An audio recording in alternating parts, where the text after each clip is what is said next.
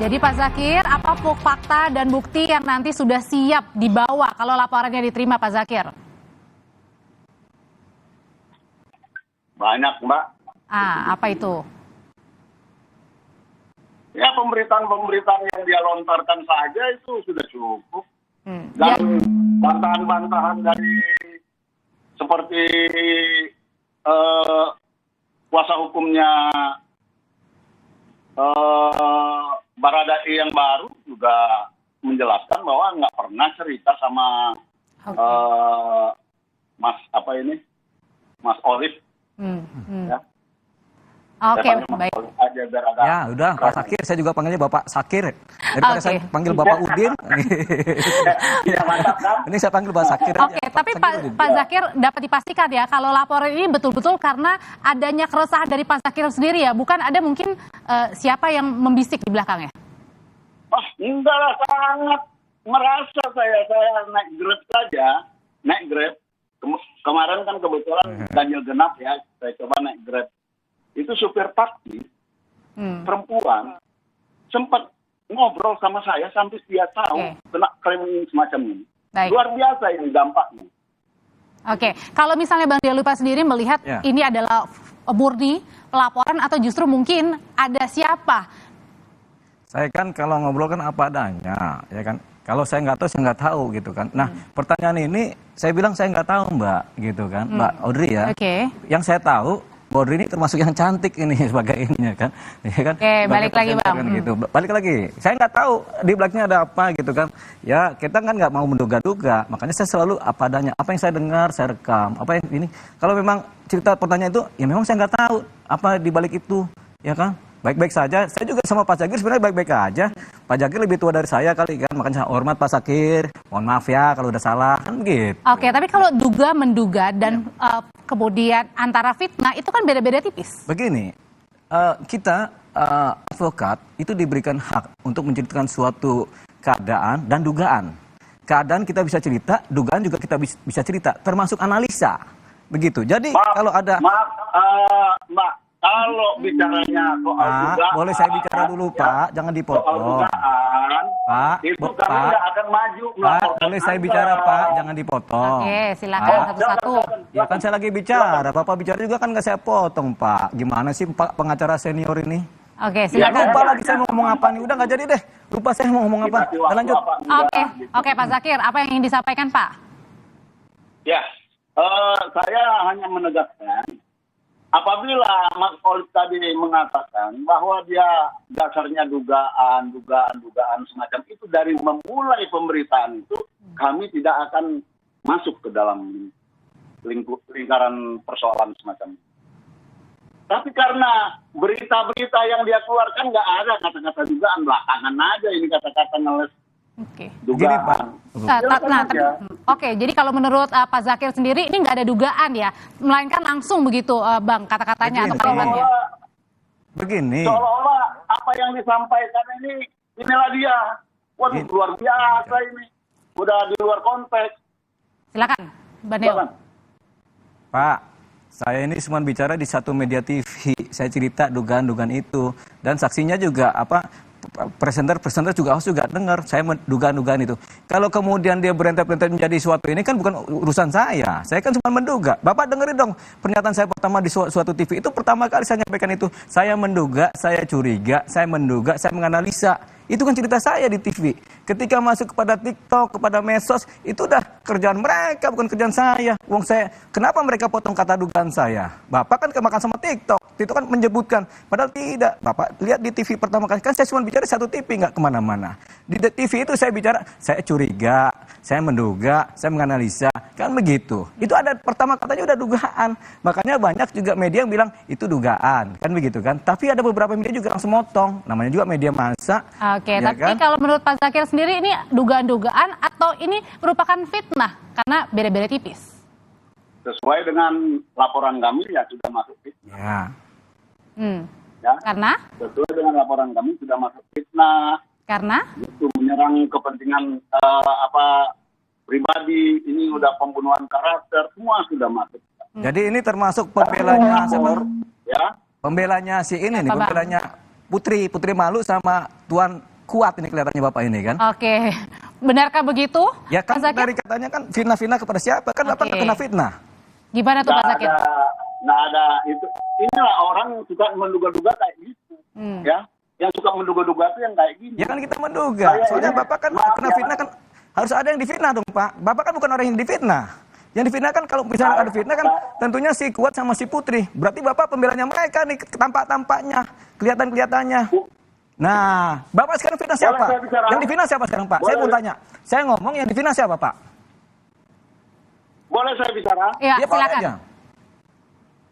Jadi sejauh konteks perkara ini memang terkait ke hal-hal yang terkait dalam kasus ini. Tetapi nuansa keterangan yang dikeluarkan yang tanpa dasar menurut hemat kami itu justru merusak sistem daripada proses penyidikan yang berlangsung.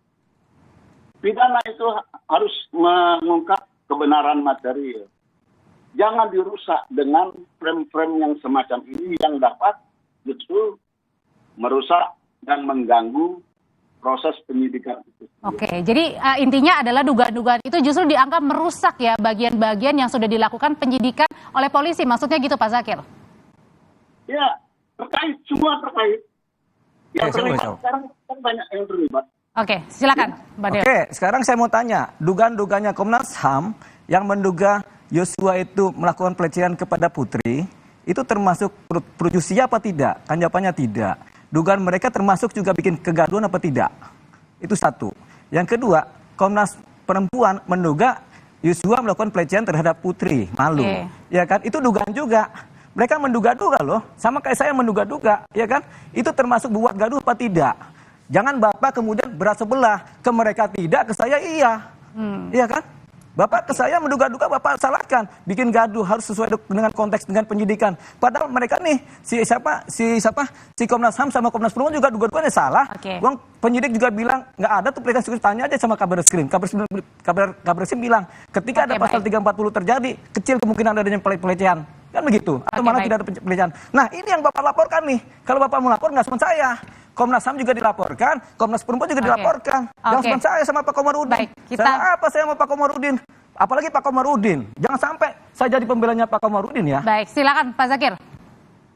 Ya, jadi yang perlu saya pertegas di sini bahwa aliansi advokat anti hoax ini hanya berkisar kepada perilaku daripada advokat yang menyimpang dalam pemberitaan. Kami tidak bisa menyentuh yang lain. Ya, maaf ya. Kalau dikatakan kenapa enggak ini dilaporkan, kenapa enggak ini dilaporkan, karena sudah ada bagiannya masing-masing. Kalau yang soal semacam itu, kami tidak bisa ikut campur. Ya, kami tidak berat sebelah. Kami hanya ingin menjaga marwah daripada advokat ini sebagai profesi yang officium nobile itu terjaga. Itu aja. Kalau memang tidak puas dengan laporan kita, silakan melaporkan. Itu nggak masalah bagi kami. Kami melaporkan juga diterima oleh pihak kepolisian, tentunya bukan tanpa dasar tahu-tahu ujuk-ujuk datang langsung diterima. Enggak. Oke, tapi 5 mungkin jam kita dilaporkan. Pak Zakir, tapi mungkin gini, kalau misalnya tidak ada kemudian omongan atau obrolan dari Bang Deolipa, mungkin juga tidak ada fakta-fakta baru mungkin yang diungkap. Mungkin begitu maksudnya ya Bang ya? Betul. Gimana Pak Zakir? Kita kan juga sebenarnya ada fakta-fakta, sebenarnya kita nggak mau cerita. Silakan. Oke, Pak Zakir. Ya, jadi begini, tadi Mas Deolipa itu ingin membandingkan dengan Komnas HAM. Itu Komnas HAM itu institusi dan perubahan-perubahan itu dari hasil penyelidikan mereka kemudian dipulangkan dalam bentuk perubahan-perubahan, hasil perubahan itu diumumkan dan mereka punya tim. Oke, Kalau Pak Deolipa ini kan pribadi, ya kan? oke. Bekerjalah sesuai dengan koridor hukum yang diberikan oleh undang-undang itu aja. Kalau itu terjadi kami nggak macam-macam kok selama ini. Baik, singkat Pak Zakir, jadi ini laporannya sudah dikirim ya ke Barreskrim ya? Laporan. Sudah. Sudah? Masuk. Progresnya jauh mana? Ya. Progresnya sejauh mana Kita untuk sudah laporan ini? laporkan tanggal 1. Kita sudah laporkan tanggal 1. Ya. Ini laporannya. Oke. Progresnya Pak Zakir? perkembangannya? Ya, kalau progres kita tinggal menunggu. Karena Oke. soal waktu bukan kita yang ngatur, Mbak. Ya kan? Oke, Ya kan? oke. Dari pihak penyidik, dan penyidik punya kewenangan untuk meneruskan atau Oke, menghentikan suatu hal. berarti masih dianalisa ya? Oke, Ya, terima kasih. karena itu konsumsinya mereka. Oke, baik, terima kasih Pak Zakir. Oke, Bang Deo, jadi besok itu mau dilaporkan juga, berencana untuk pelaporan saya jam? melaporkan Pak Zakir atas dugaan membuat laporan tidak benar, ya. Karena setiap laporan, dia membuat laporan harus dibarengi dengan bukti-bukti yang sebenarnya. Kan dia cuma laporan terhadap saya sebagai dugaan. Saya menduga begini-begini dilaporkan. Terus yang benarnya bagaimana? Kan nggak ada yang benarnya, sampai sekarang belum ada yang benarnya bagaimana, kan belum ada. Apakah melecehkan atau tidak juga nggak ketahuan tuh yang benarnya bagaimana, sehingga dia nggak punya pondasi untuk menyatakan yang itu baru saya. Dan Pak Komarudin, bagaimana dia membuktikan cerita tentang disayat-sayat sementara kan forensik dia nggak Oke. punya. Singkat, Ini nggak Bang Deo. punya. Singkat dan padat adalah besok saya laporkan beliau Jam? ke jam 11. Sebangun tidurnya saya pokoknya, bangun tidur saya sepagi berangkat. Siang saya berangkat. Begitu Oke. kan. Semua saya kan suka bangun siang, apalagi saya harus piara burung dulu sama ikan, sama kasih makan dulu. Setelah itu baru saya berangkat ke kantor polisi.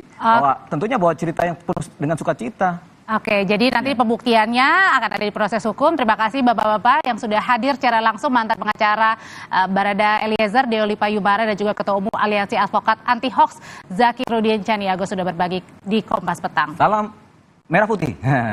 Salam merah putih buat masyarakat Indonesia. Ya. Oke, saudara, usai jeda kami akan kembali dengan informasi dari pemerintah yang resmi menaikkan harga BBM subsidi. Kenaikan harga BBM subsidi ini harus diikuti dengan sejumlah pembenahan, mulai dari penyaluran bantuan sosial hingga tata kelola produksi migas. Ulasannya di catatan Kompas TV sesaat lagi.